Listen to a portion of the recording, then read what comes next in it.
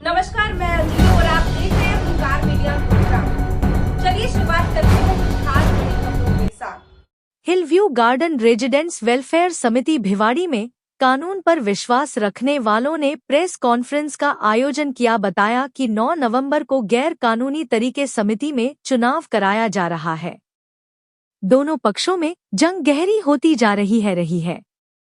एक तरफ सोसाइटी का अध्यक्ष लोकतंत्र में तानाशाह तरीके से 9 नवंबर को मनमर्जी से कानून को ताक में रखकर चुनाव कराने जा रहा है। दूसरी तरफ भारत के संविधान पर विश्वास रखने वाले शरीफ इंसान हैं जो कानून पर विश्वास रखते हैं।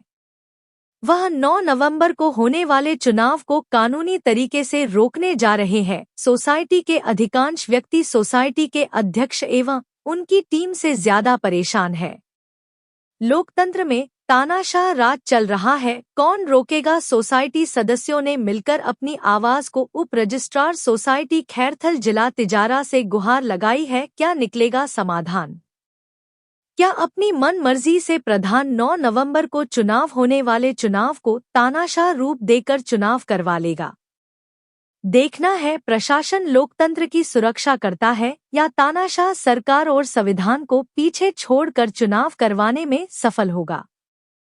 मुख्य रूप से प्रेस कॉन्फ्रेंस में मौजूद रहे जितेंद्र तंवर, हरिओम शर्मा, ललित मित्तल, अजीत द्विवेदी, नवनीत श्रीवास्तव, जयबीर शर्मा, के पांडे, राजू चौहान, आरपी कालरा, विकास उपाध्याय, राहुल, सनी देओल, गुरविंदर सिंह, कमलेश पाठक, प्रवीण कुमार, नवीन चौहान, अनूप राठौर, पदम जी, सुमन द्विवेदी, सुषमा जी, रेणु जून, वंदना पांडे।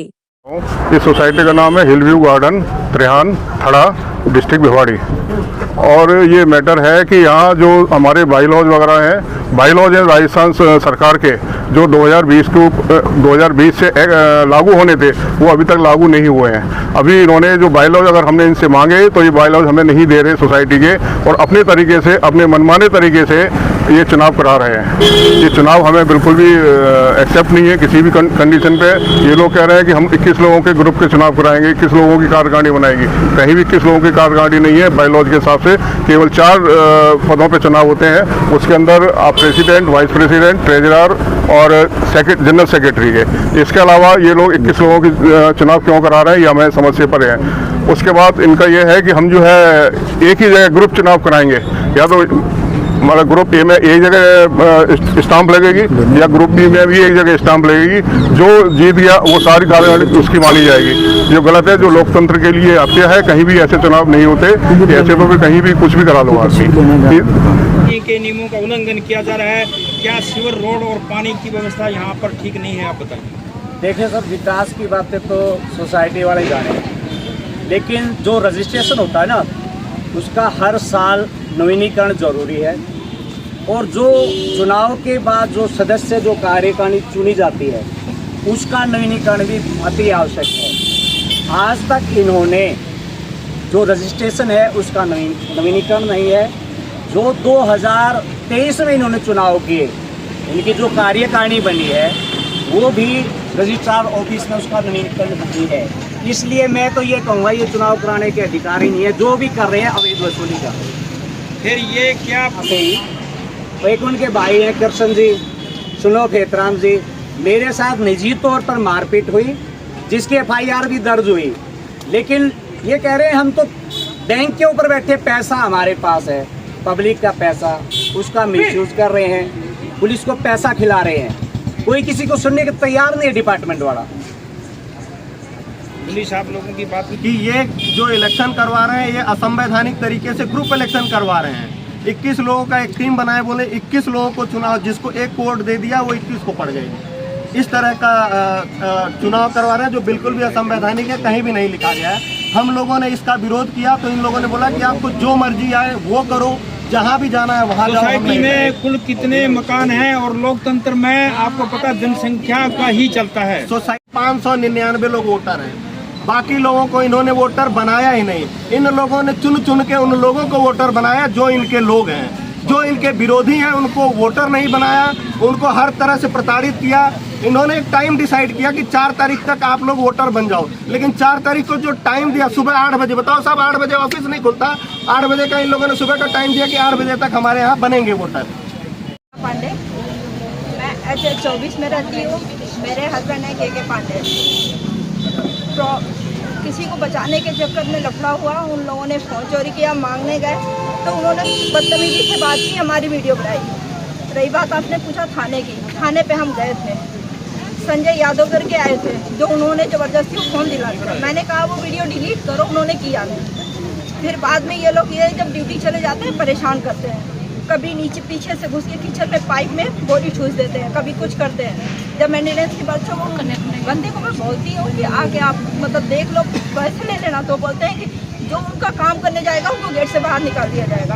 प्रशासन का सहयोग आपको नहीं है? नहीं है। हम गए थे, मैडम जब थी वहाँ पे उनके पास भी गए, वहाँ महिला थाने गए तो वो संजय ने बोला कि आप महिला थाने जाओ। महिला थाने गए, उन्होंने बोला PSP ऑफिस जाओ। वहाँ भी गए। महिला थाना का नंबर हमें दे सकता है कोई बंदा इधर से?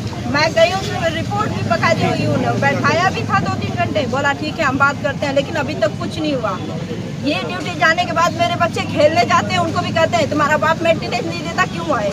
हमारे पति ने आज नहीं कल उन्होंने मेंटेनेंस भरे हैं, फिर भी हमारे न बच्चों को कोई खेलने तक नहीं देते। इतने सब भड़का रखे, तुम्हारा बाप ये करता है। बताइए बच्चों को करने का क्या मतलब है? कानून का पालन किया जा रहा है या नहीं किया जा रहा है? नहीं किया जा रहा तो क्यों नहीं किया जा रहा? सर हम कह रहे हैं कि हमें बाईलॉज दे दो।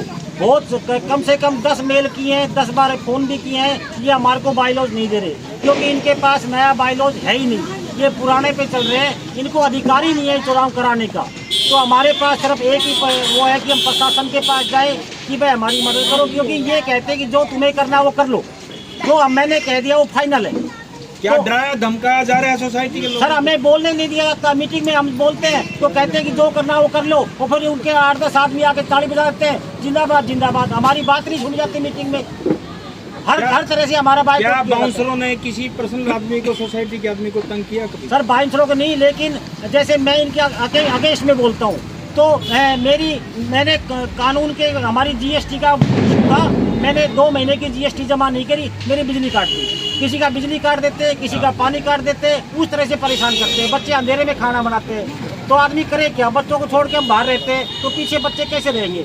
मजदूरी में भरना पड़ता है। हर तरह से ये कुछ ना कुछ करके और आदमी को परेशान करके करते हैं कि सरेंडर करते किसी भी तरह से।